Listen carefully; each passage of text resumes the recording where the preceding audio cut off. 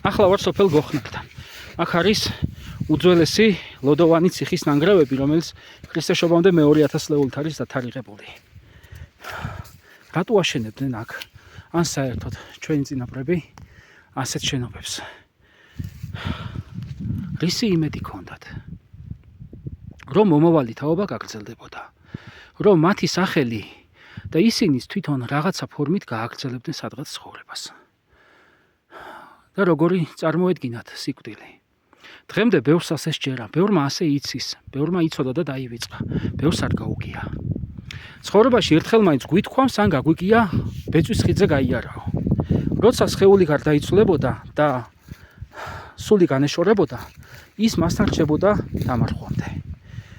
დამარხვის შემდეგ კი იწყებოდა საოცარი მოგზაურობა სულეთისკენ. ეს იყო ბეწვის ხიდზე გავლა. თუ მისი ცოდვებით დამძიმებული გაივლიდა ბეწვის ხიდს, ის გავიდოდა დიდ მდელოზე. მდელოზე შორს მოჩანდა ციხე, სადაც მივიდოდა და იქ ქოფაკები და ზორბა კაცი დახვდებოდა. კაცი კითხავდა რა ითმოსულ ხარო და ესეც ეტყოდა. ეს კაცი აჩვენებდა ციხისკენ მიმავალ გზას და შესასვლელს და გაუშვებდა, მაგრამ აქ ქოფაკები გაეკიდებოდნენ. და აქ კიდევ ერთი უნიკალური. სული გადაუგდებდა ქოფაკებს იმ საგზალს, რომელსაც აყოლებდნენ საფლავში დამარხვისას.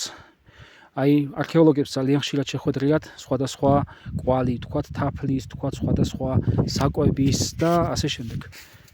ამიტომ აყოლებდნენ. შევიდოდა ციხეში და იქ დახვდებოდნენ კაცნი. კაცნი მიიყვანდნენ ბჭეებთან. ბჭეები ვინ არიან? საბჭო რა არის? ბჭეები, რომლებიც განიკითხავდნენ მის ცოდვა მადლს.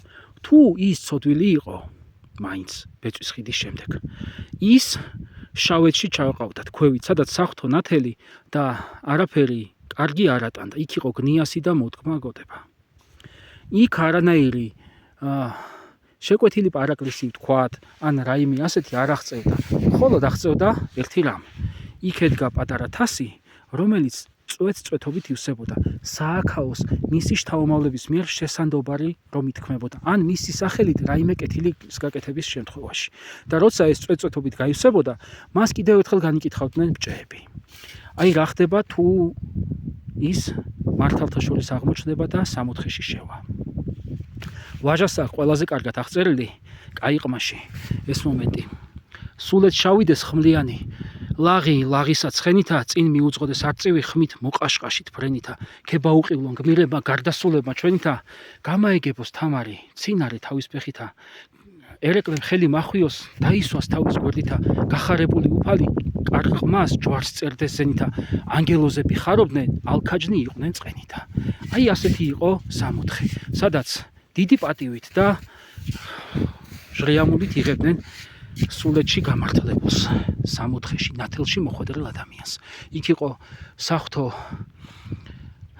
პურიც და ნათელიც. და იქ ყოველგვარი აქედან შენაწილი მისდიოდა სულს. იქ კი სწამდათ, რომ გვაროვნულად ცხოვრობდნენ თურმე, რომ აქედან გარდასულები, წინაპრები იქ ერთად იყვნენ და ახალ შესულს ყველა ერთად ეკებებოდა. შენ როგორ გჯერა? როგორ წარმოგიდგენია? ან იქნებ რამე დაამატო?